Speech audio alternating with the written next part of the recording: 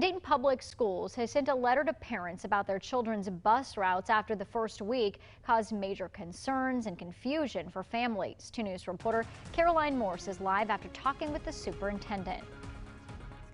Last year, 20% of students were remote, so they were able to transport every student. However, now returning to pre-pandemic guidelines, DPS says they are short on bus drivers and new protocols weren't communicated well to families.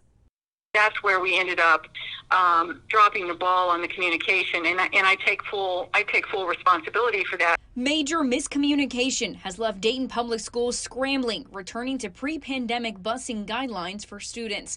One parent says they advised her to place her 14-year-old daughter on an RTA bus or pay for an Uber. Would you put your child in an Uber?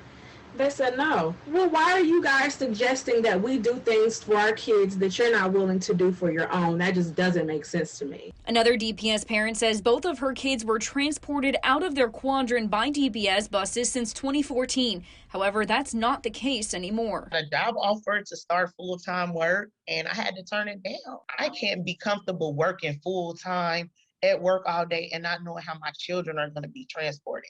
According to Superintendent Dr. Elizabeth Lawley, the district only provides transportation to and from the home address of students who live more than 1.5 miles from a school in their quadrant. If students are attending a school outside of their quadrant, they're not eligible for bus pickup, with some exceptions.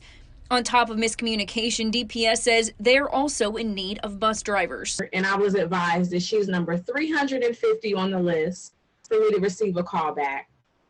I call back a day later and I'm told she now has a bus stop, which is at the corner of my street, but she doesn't have a bus or a driver.